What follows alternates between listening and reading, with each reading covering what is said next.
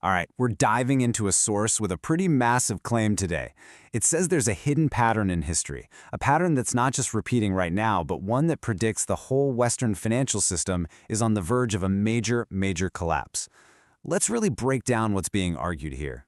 It all kicks off with this number, $8 trillion. I mean, just look at it. The source we're digging into claims this is how much money China has quietly pulled out of Western markets and repositioned in just the last couple of years. Now, this isn't your standard financial shuffling. No, the argument is that this is the final, unmistakable move to prepare for an all-out economic war. And look, the author of our source material isn't hedging their bets. They're not saying this move might cause problems or could damage Western markets. The quote is explicit. It will destroy them. That level of certainty, they claim, comes from a historical pattern that just keeps repeating itself. So this is the core of the whole argument, a very specific four-stage pattern that, according to the source, plays out every single time a new power rises to challenge an old one. It's a pattern that's apparently been a silent predictor of collapse for centuries, with absolutely devastating results. Okay, so here are the four stages. Think of it like setting up dominoes. Stage 1, two big powers get tangled up in trade. They become dependent on each other. Stage 2, the rising power starts quietly building up its leverage, piling up cash reserves, buying up resources, holding the other guy's debt. Stage 3, they start building their own separate systems and secretly moving their chess pieces, their assets, off the board. And then, Stage 4, they kick over the first domino and trigger a controlled demolition of the old system. Now, you're probably thinking, okay, that's a cool theory, but is there any proof? Well, according to the source, this isn't a theory at all, it's history. They claim this exact pattern has played out 3 other times in the modern era. So let's take a look at the examples they give. First up, the big one, the British Empire versus a rising Germany. Back at the turn of the 20th century, Britain was the top dog, no question. The pound sterling was the dollar of its day. And, of course, Britain and Germany were huge trading partners.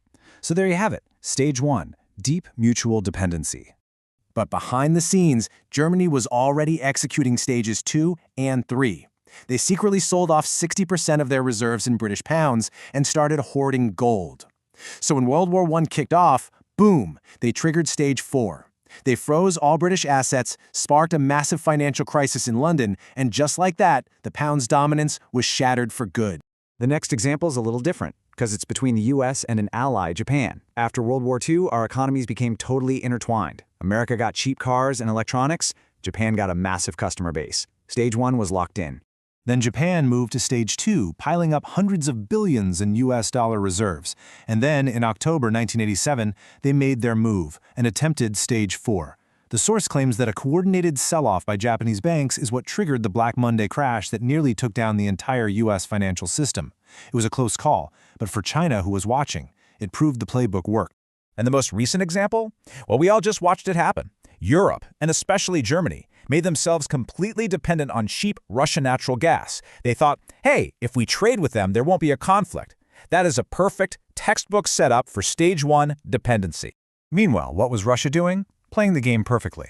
They spent years building up huge reserves, getting out of the dollar, and creating their own alternatives to the Western financial system. So when the West hit them with sanctions in 2022, Russia was ready.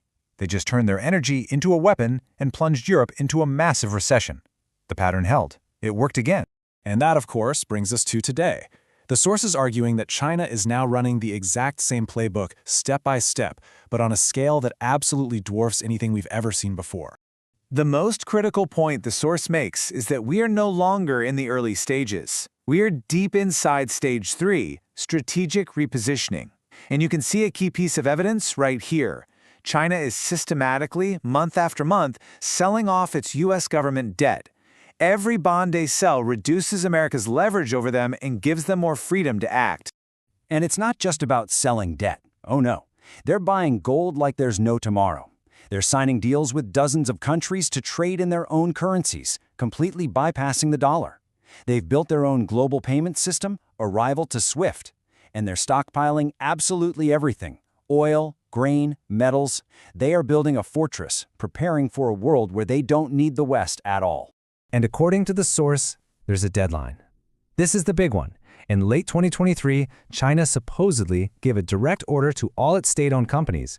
Get that $8 trillion out of Western markets by November 2026. This isn't just repositioning anymore. This is a countdown clock. So, what does the grand finale, stage 4, actually look like? The source predicts a coordinated, lightning-fast, three-pronged attack. A sudden dump of all their remaining U.S. debt, a manufactured crisis in the supply chains we all depend on, and the simultaneous launch of their own yuan-based global financial system to replace the old one. Now, the source anticipates the arguments against this. And the first one is something we hear all the time. Oh, our economies are too connected. They wouldn't dare. This time is different. But the argument is that history screams the exact opposite. For Germany, Japan, and Russia, being economically tied wasn't a shield, it became the weapon. That interdependence is what gives you leverage. And besides, China has spent 15 years building its own global trade network. They're not as dependent on us as they used to be, not by a long shot. Okay, what about the other big argument? The idea that the US dollar is just too powerful, too dominant to ever be replaced. It's the bedrock of the global economy, right? It seems unshakable. Well, people said the exact same thing about the British pound, which was the world's money for 150 years, right up until the day it wasn't. The source points to America's insane and growing debt, and the fact that China's digital yuan isn't some science project. It's a real, functioning, and rapidly expanding alternative to the dollar system. So, given this pretty bleak forecast, the source material pivots. It stops talking about prediction and starts talking about preparation. The argument becomes, okay, you probably can't stop this, so how do you survive it? And the blueprint it offers is pretty straightforward. Get out of assets that rely on the current system to survive. Get into real things, hard assets, companies that actually make stuff here at home. Spread your risk out into other currencies. And maybe most importantly, get ready for real-world disruptions to supply chains. Think medicine, electronics, the basics. And really, this is the author's final, pretty chilling point. This whole thing isn't about what you believe or politics or who's right or wrong. It's presented as something purely mechanical. The pattern, they argue, is just driven by cold, hard math, and who is better prepared. So we're left with this, a final question. The source we've walked through today concludes that the collapse of the way things are is basically a mathematical certainty. The only real variable left, it suggests, is how you and I are going to respond to it.